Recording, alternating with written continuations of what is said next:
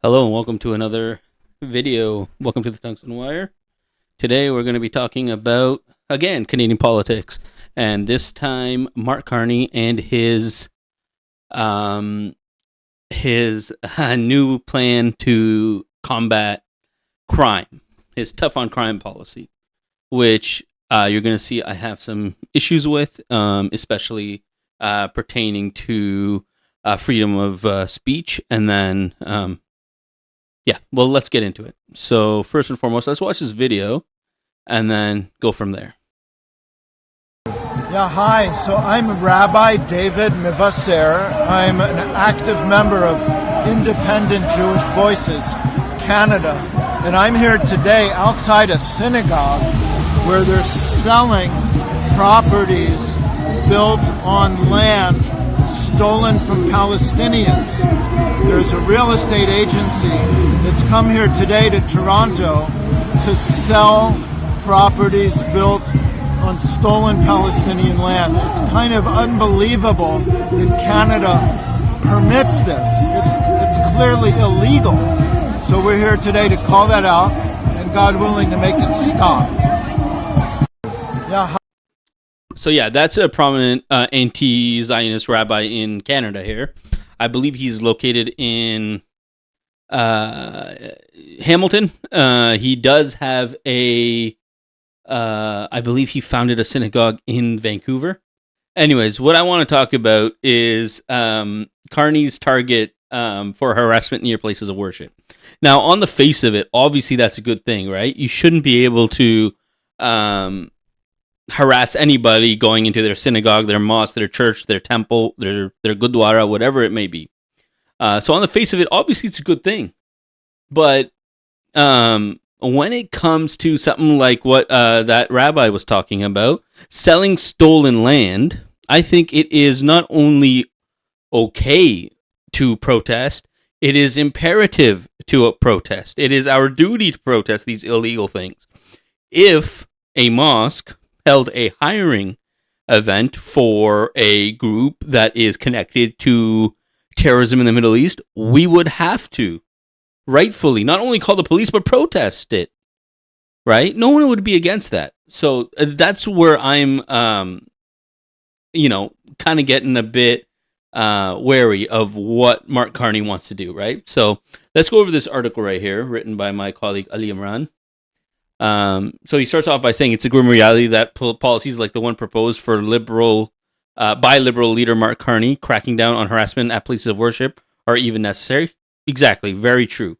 The fact that something like this even needs to exist is scary. At the face of it, it's a good thing, right? Banning harassment, but what we call harassment is where it becomes an issue, right? The fact that synagogues, mosques, and other religious spaces face threats is a damning indictment of rising bigotry in Canada. But while the policy claims to protect vulnerable communities, it also risks becoming a shield for institutions that themselves enable or promote harmful agendas, particularly those tied to the ongoing violence in Palestine. Carney's vow to strengthen protections for places of worship comes amid a surge in anti-Jewish and anti-Muslim hate following Israel's war on Gaza. Yet the framing of the policy ignores a critical contradiction. How can we condemn harassment of communities while turning a blind eye when the same institutions host events promoting the very violence that fuels backlash? That's what the rabbi was talking about, right? People aren't, protesting outside a synagogue because it's a synagogue. Oh, trust me, there are people who do that. I understand that there is blatant anti-Semitic people.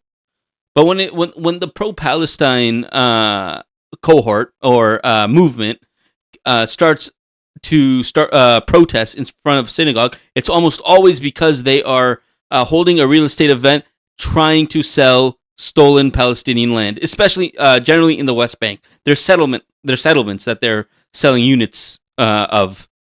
By the way, the settlements Canada recognizes as illegal and as an occupation of sovereign Palestinian land, as is East Jerusalem. For example, when synagogues facilitate IDF recruitment drives or fundraisers for illegal settlements in the occupied West Bank, what we just talked about, land Canada itself recognizes as stolen, again, what I just said, should they be immune from protest? Should criticism my God, I can't talk. Should criticism of such complicity be silenced under the guise of protecting places of worship? Exactly.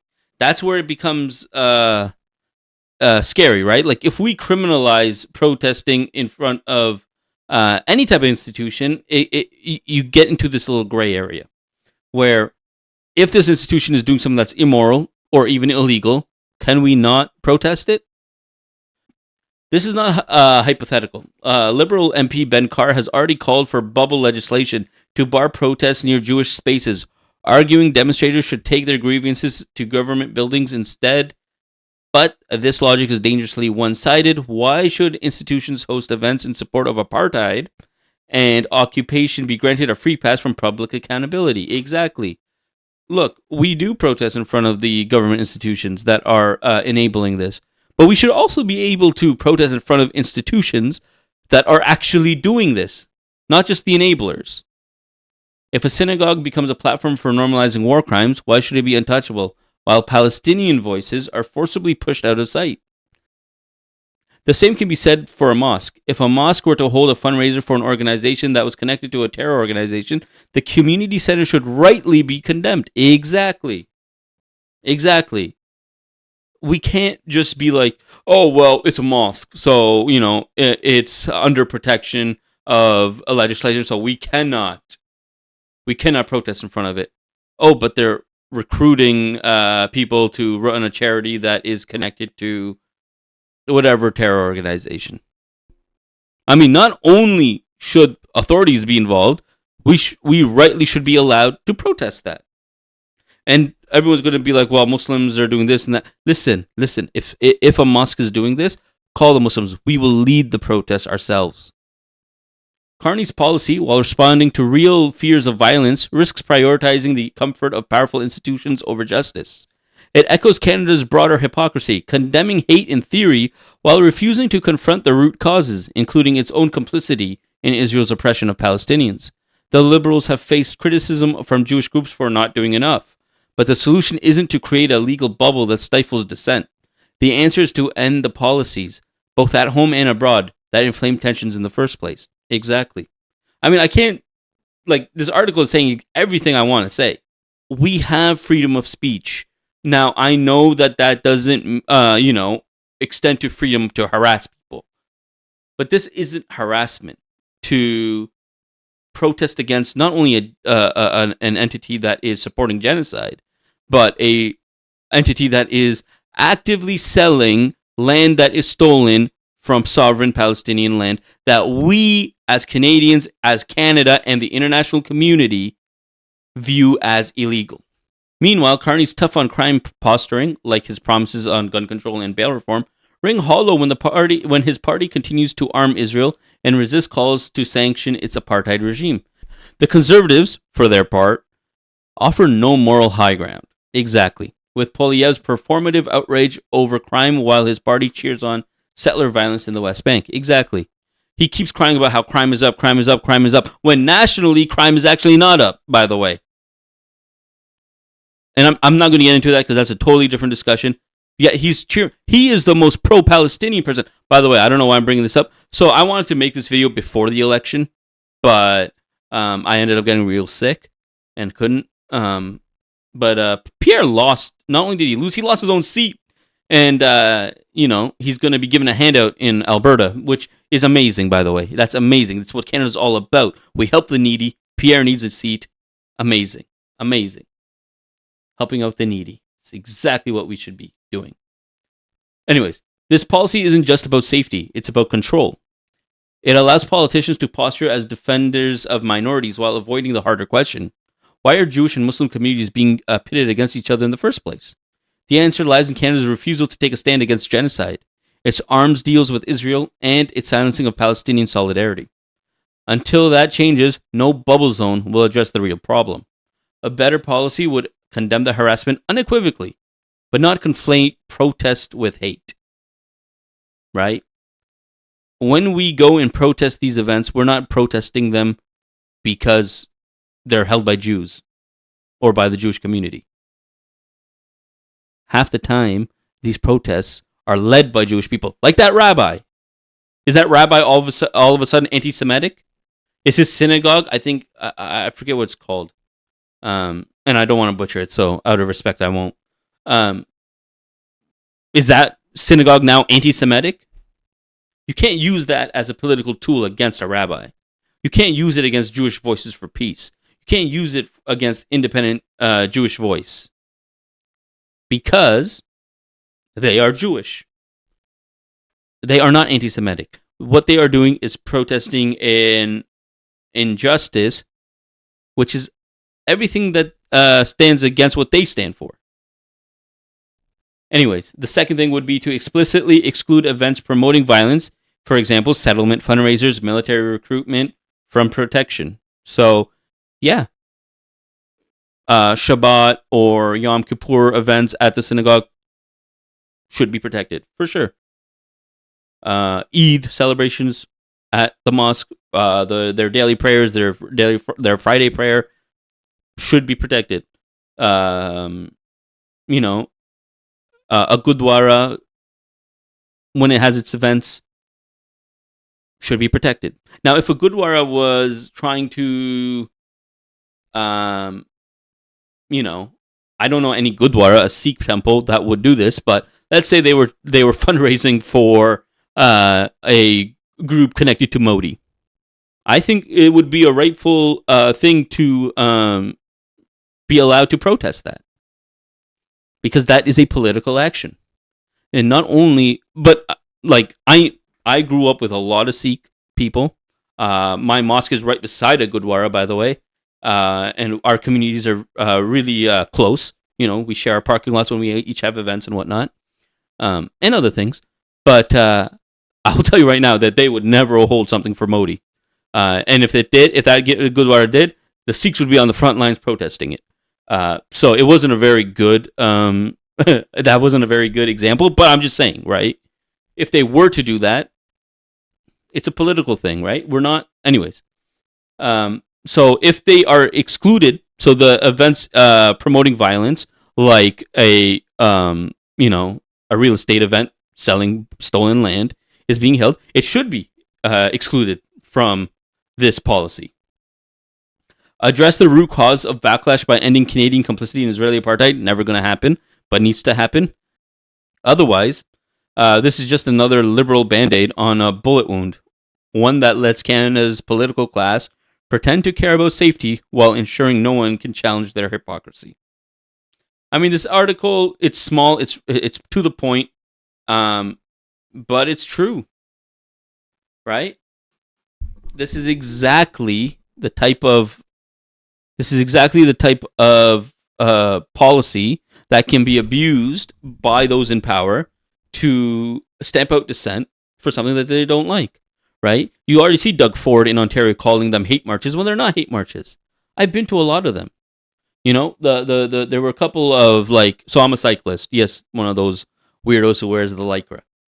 I've been to a lot of, Cycle for Palestine events, and it's been nothing but love, man. It's been nothing but, it's not a positive, there are positive energy there, obviously, but it's not a positive event in the sense of what we're protesting, of what we're trying to raise awareness for. And a good majority of the people that show up are Jewish. You know what I mean? So to say that this would be a hate march is ridiculous. It's ridiculous. It's like saying the Muslim community protesting against the UAE's complicity and arming of the Sudanese genocide as Islamophobic. It's not Islamophobic, just because it's a Muslim country. We're not protesting the UAE because they are a Muslim country. We are not protesting the Qataris because of how they treat their, essentially slave wage labor that they import in. because they're Muslim. We're doing it because what they're doing is wrong. And look, I know a lot of you are going to be like, wait, where are the marches for the UAE and Sudan? First of all, it doesn't get the media attention because the media doesn't care, right? They care about the Palestine thing because, for whatever reason, it's kind of like dominated the media landscape. Well, the pro-Israel bias has. But these protests also exist. You can go, even here, right, on this website, the Tungsten Wire, our publication, you can go all the way back to 2021 and see us writing about Assad, Bashar al-Assad of Syria. We've been talking about these all for a very long time. Just because the media doesn't talk about it doesn't mean we do not protest it, right? Anyways, that's all I have to say. I mean, it is, I get it. Carney wants to crack down on crime because it's been a huge thing in this election cycle. A lot of people talking about crime. But for the most part, his plan is decent. But this is the part that scares me. The harassment in your places of worship. And this is coming from someone who attends a place of worship on a daily basis. Right? There is a good way to implement this, but there's a way to abuse it, and that's what scares me. Anyways, that's it for this video. This was kind of unscripted, so there's not a whole lot for me to say. But yeah, if you like this video, please let me know. If you agree with me, please let me know. Give it a like. If you don't agree with me, which on my last video about Pierre Poilievre, nobody agreed with me. Well, the conservatives found it, and they didn't agree. Let me know why. I'm open to discussion about this. Anyways, like, subscribe, you know the whole shebang. I'm not very good at this. Anyways, peace be upon you.